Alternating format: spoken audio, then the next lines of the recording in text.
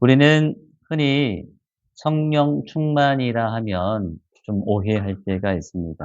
막 뜨겁게 기도하고 찬양 부르는 가운데에서 눈물을 흘리는 것, 어떤 특별한 은혜를 경험하는 것을 성령 충만이라 생각할 때가 있습니다. 어떤 영적인 체험하는 것을 많은 사람들은 성령 충만이다라고 정의할 때가 있습니다. 물론 그런 경험도 맞을 수 있습니다. 그런데 오늘 바울이 보여주는 성령 충만은 조금 다릅니다.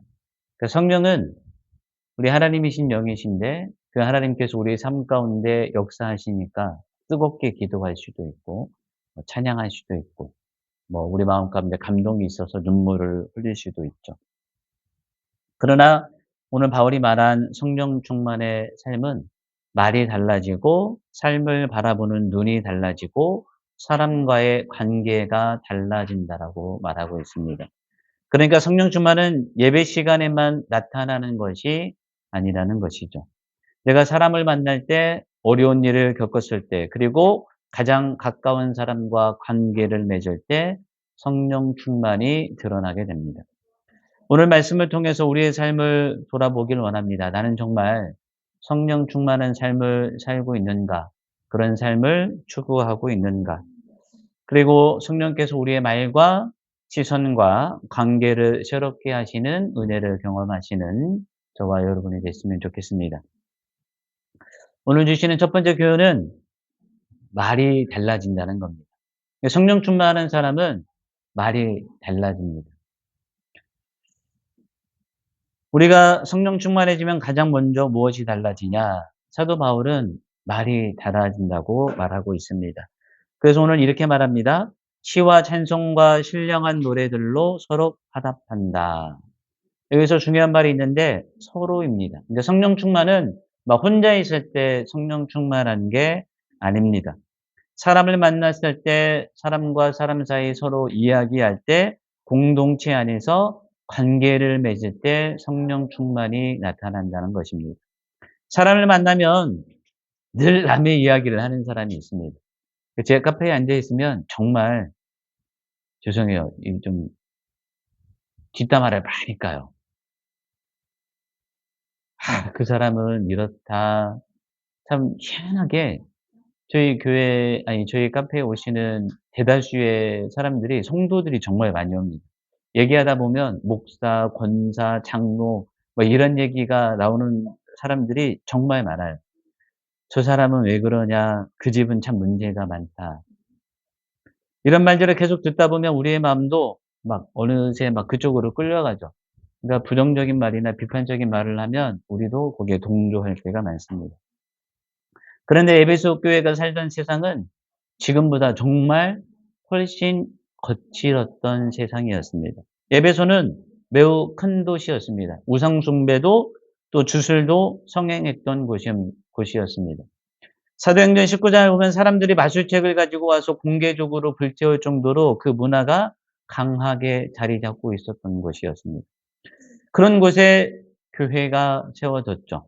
그러니까 성도들이 예수를 믿었다고 해서 내가 예수 믿기 이전에 막 세상에서 사용하던 말과 습관이 하루아침에 없어지는 건 아니잖아요. 그래서 에베소 4장을 보면 바울이 계속해서 말에 대해서 얘기합니다. 거짓을 버려라. 참된 것을 말하라. 더러운 말은 너의 입 밖에도 내지 말아라. 라고 말합니다. 그러면서 5장에서 이렇게 말하죠. 성령으로 충만함을 입어라. 라고 말합니다. 그리고 그 결과로 나오는 말이 오늘 본문 말씀처럼 시와 찬송과 신령한 노래들로 서로 화답하라. 이것은 단순히 교회에 와서 막 찬양을 많이 하라는 그런 의미가 아닙니다. 성령께서 우리의 마음을 다스리시면 우리의 언어가 달라진다는 거예요.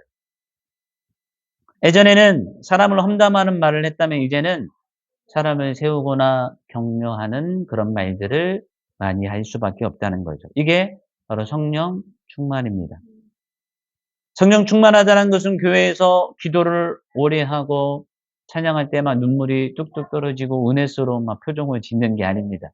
우리 막 찬양 집회 가보면 막 사람들이 막 열광할 때 있잖아요. 물론 그게 다 성령 충만이 아니다라고 말할 수는 없겠죠.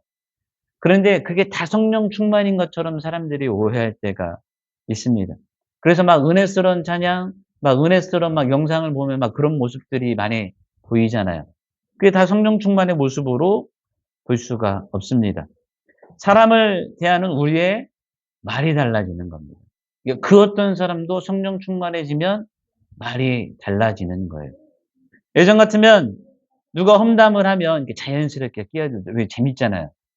막 그거 막 뒷담화하면 재밌잖아요. 그러니까 그 험담에 자연스럽게 끼어듭니다. 그러나 그런 자리에서 조용히 입을 다물고 이제 그 사람들을 위해서 기도해 주는 모습이 성령 충만이겠죠. 저는 이것이 중요한 성령 충만의 증거라고 생각합니다. 왜냐하면 우리의 신앙은 말에서 드러납니다. 교회에서는 누구보다 은혜로운 말을 하는데 집에 돌아가서는 가족에게 상처를 주는 말을 한다면 우리는 우리의 삶을 좀 돌아봐야 됩니다. 예배 시간에는 아멘도 잘하고 할렐루야도 외치는데 사람을 만나면 험담과 비난이 끊이지 않는다면 우리도 자신을 돌아봐야 합니다.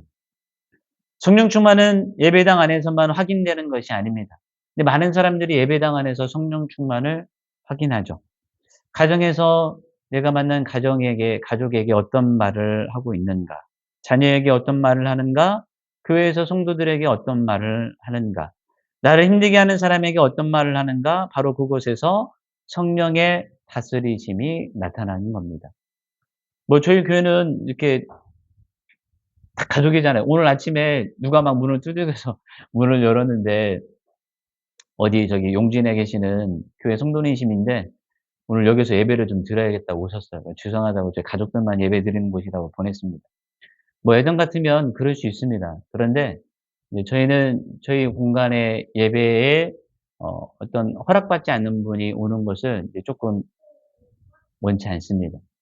뭐 큰 교회에서는 뭐 다른 분들이 이렇게 오는 것을 이렇게 막을 수는 없겠죠. 그러나 저희 예배 공동체 안에서 이게 흐름이 깨지는 것을 원치는 않습니다. 물론 가끔 예배드리러 오시는 분들도 있었죠. 요즘 같은 경우에는 신천지나 이단들이 너무 많기 때문에 작은 교회, 큰 교회 할 것 없이 낯선 방문객이 오는 것은 원치 않습니다. 물론 10시 30분에 오셨으니까 충분히 그 교회까지 가실 수도 있고 주변에 교회가 많기 때문에 그렇게 보내드렸습니다.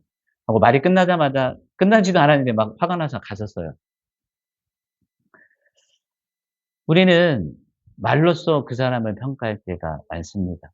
화가 나면 화를 낼 수도 있어요. 근데 성령 충만하면 조금 더 말이 조심스러워지는 건 당연하죠. 내가 말을 한마디 했을 때 누군가의 마음에 좀 소망이 생기거나 기쁨이 생겼으면 좋겠습니다. 그래서 성령께서 우리의 입술을 사용하시는 거죠. 오늘 성령께서 우리의 입술을 다스려 달라고 우리는 기도해야 됩니다. 두 번째 주는 교훈은 상황을 바라보는 눈이 달라진다는 겁니다. 우리가 성령 충만해지면 우리의 상황을 바라보는 눈이 달라집니다. 그런 면에서 저도 아직은 성령 충만한 삶을 살지는 못하는 것 같아요. 저도 상황이 어려워지거나 제가 힘든 상황이 되면 굉장히 마음이 조급해지고 표정이 달라질 때가 많죠. 똑같은 상황을 만나도 예전과는 다르게 바라보는 게 성령 충만한 삶이라고 말합니다. 그래서 바울은 오늘 본문에서 이렇게 말해요. 범사에 항상 감사하라라고 말합니다. 이건 정말 성령 충만하지 않고는 할 수가 없죠.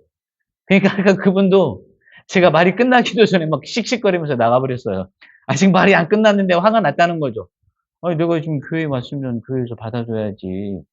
작은 교회가 당연히 시간을 보니까 30분 남았으니까 충분히 그 교회로 갈 수 있는 시간이 있길래 그냥 보내드린 거였는데 화가 나서 막 갔습니다. 좋은 일이 있을 때만 감사하라는 것이 아닙니다. 내가 원하는 일이 이루어질 때만 감사하는 것도 아닙니다. 바울은 범사에 항상 감사하라고 말합니다. 그러니까 아직 내가 그런 단계가 아니다라는 것은 아직 나는 성령 충만하지 않았다. 물론 우리가 또 성령 충만할 때도 있죠. 어쩔 때는 성령 충만할 때는 누군가를 포용하고 어떤 어려움을 만날 때도 차분해지고 평안해질 때도 분명히 있습니다. 이게 참 쉽지가 않습니다. 우리가 매사에 평안할 때는 감사할 수 있어요. 또 우리 몸이 건강할 때는 감사할 수 있습니다. 그런데 문제가 생기면 우리는 어떻게 변하나. 내가 열심히 기도했는데 상황이 달라지지가 않을 때. 내가 최선을 다했는데 결과가 기대와 다를 때. 우리 그럴 때 있잖아요. 저도 막 어떤 일에 대해서 정말 열심히 기도할 때가 있거든요. 하나님 앞에 막 기대하고 정말 최선을 다해서 기도할 때가 있습니다. 막 그럴 때 너무 막 기대를 많이 하다가 그게 탁 매 빠진 것처럼 풀어질 때 '그래. 뭐 하나님이 도깨비 방망이 아니니까 내가 이렇게 기도했다고 해서 다 들어주시는 분 아니지. 지금은 잘 모르지만 하나님의 뜻 가운데에서 우리가 그래 이런 걸 묵묵히 감사해야 될 때가 있지. 그냥 묵묵히 바라봐야 될 때가 있지'라고 생각하지만 마음 한편으로는 그러지 못할 때가 있습니다. 바로 그 지점에서 성령 충만한 사람과 그렇지 않은 사람의 시선이 달라지게 됩니다. 성령 충만한 사람이라고 해서 고난이 없는 건 아닙니다. 그러나 한 가지가 달라집니다. 실패 때문에 하나님의 신실하심을 의심하지가 않는 거예요. 아, 내가 지금 기도했는데 기도에 응답이 없어요. 그것 때문에 하나님을 원망하는 건 아니라는 거죠. 성령 충만한 사람은 그렇지 않다는 것입니다. 내가 이해하지 못하는 일이 생겼다고 해서 '하나님이 나를 버리셨나? 하나님 내 왜 기도에 응답하지 않으시나?' 라고 생각하지 않는다는 것입니다. 상황보다 하나님을 더 크게 보기 때문에 그렇습니다. 지금 나한테 이런 어려운 상황이 있어도 더 크신 하나님, 위대하신 하나님, 하나님 분명히 실수하지 않으시는 하나님이라는 사실을 알기 때문에 하나님을 더 크게 바라보는 것이죠. 그래서 성령 충만한 사람은 고난을 만나지 않은 사람이 아니라 고난을 다르게 해석하는 사람입니다. 최근 며칠 전에 지난주에도 제가 막 굉장히 기대했던 일이 있었고 열심히 기도했던 일이 있었어요. 그 일을 하나님께서 꼭 들어주시기를 바랬고 그 일이 꼭 들어질 것 같았어요. 그런데 죄송해요. 빠박 났어요. 그래서 어제 좀 낙심이 되더라고요. 그래서 어제는 저는 하루 종일 무언가를 계속 하는 사람인데 어제 하루 종일 정신이 멍해 가지고 아무것도 할 수가 없었습니다. 여기서 우리가 한 가지 분명히 해야 될 게 있습니다. 성경이 우리에게 나쁜 일이 일어나는데도 "그것이 좋다고 생각해라." 이렇게 말하는 게 아닙니다. 범사에 감사하라는 건 그런 의미가 아니에요. 예수님께서도 고난 앞에서 우셨습니다. 십자가를 앞두고 괴로워하셨어요. 그러니까 성경이 말하는 감사는 고난 자체를 좋아하는 것이 아닙니다. 고난 가운데에서도 하나님을 놓지 않는 것입니다. 제 마음에 번뇌가 있고 어려움이 있고 어떤 막 갈등이 있다 할지라도 하나님을 끝까지 놓지 않는 것이 바로 성령 충만합니다. 하나님 지금 이해할 수가 없습니다. 아, 진짜 하나님 이해할 수가 없어요. 이 일은 꼭 들어주셔야 될 것 같은데 지금 기한이 몇 년입니까? 지금 제가 기도한 지가 얼마나 됐는데 하나님 정말 간절히 제가 기도하고 있잖아요. 모든 걸 다 내려놨다고 생각하고 내가 기도했잖아요. 하지만 내가 이해하지 못하는 순간에도 하나님은 나를 떠나지 않으시고 함께 하신다는 그런 믿음이 우리 안에 있어야 됩니다. 그러니 오늘도 하나님을 신뢰하겠습니다. 이것이 믿음으로 지어지는 감사입니다. 우리가 감사할 수 있는 가장 근본적인 이유는 예수 그리스도 때문에 감사하는 거죠. 여러분, 우리가 이 세상 살면서 제가 이제 애들한테 늘 얘기하는 것, 작은 일에 너무 기뻐하지 말고 어떤 또 작은 일에 너무 슬퍼하지도 말라라고 말합니다. 우리 삶에도 이해되지 않는 일들이 있을 수 있죠. 기도했는데 아직 응답되지 않는 일이 있을 수도 있습니다. 내가 기대했던 거, 원했던 바로 가지 못하고 막 다른 길로 갈 때도 있잖아요. 그럴 때 이렇게 기도할 수 있기를 바랍니다. 하나님, 아직 상황은 달라지지 않았습니다. 하지만 하나님을 바라보는 제 마음은 변치 않게 해달라고 기도해야 될 것입니다. 그리고 이렇게 고백해야 됩니다. 하나님, 이것이 제가 원했던 상황은 아니지만 이 상황 속에서도 하나님이 함께 하심을 저는 믿습니다. 라고 고백할 수 있는 저와 여러분이 됐으면 좋겠습니다. 성령 충만은 우리의 환경을 바꿔주는 게 아닙니다. 내가 막 성령 충만했다고 해서 갑자기 막 어두웠던 막 하늘이 환하게 밝혀지는 게 아니잖아요. 때로는 환경보다 하나님께서 우리의 눈을 바꾸어 주시죠. 이게 문제는 그대로인데 우리의 마음이 평안해지거나 그거를 받아들일 수 있는 마음을 주십니다. 상황은 여전히 어렵지만 하나님을 바라볼 수 있게 됩니다. 그것이 성령께서 우리 안에서 하시는 일입니다. 그러니까 오늘도 범사에 감사하는 저와 여러분들이 되기를 바랍니다. 마지막으로 주는 교훈은 관계가 달라진다는 겁니다. 성령 충만해지면 마지막으로 달라지는 건 관계가 달라지게 됩니다. 내가 하나님 앞에서 성령으로 충만해졌다고 하는데 사람들과의 관계가 좀 엉망이라면 우리의 삶을 좀 돌아볼 필요가 있습니다. 물론 이게 다 사람과 관계가 좋아진다는 건 의미는 아니죠. 왜냐하면 성령 충만은 결국 사람을 대하는 태도에서 나타나기 때문에 그렇습니다. 바울은 이렇게 말합니다. 그리스도를 경외함으로 피차 복종하라. 여기서 말하는 피차라는 말이 중요합니다. 나만 다른 사람에게 잘하라는 건 아니죠. 서로가 서로를 배려해야 돼요. 서로가 자신을 낮추는 겁니다. 정말 저를 인격적으로 못 오가거나 힘들게 하는 사람에게 이렇게 할 필요는 없는 거죠. 그리고 그 이유가 명확합니다.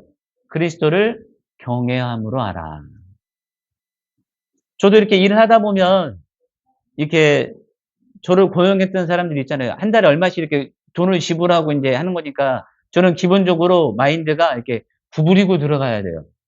내가 당신한테 돈을 줬고 당신 회사에 돈을 줬으니까 일을 좀 똑바로 해야 되지 않겠어? 근데 너무 인격적으로 대하지 않는 사람들이 많아요. 세상에는 그런 사람이 정말 많습니다.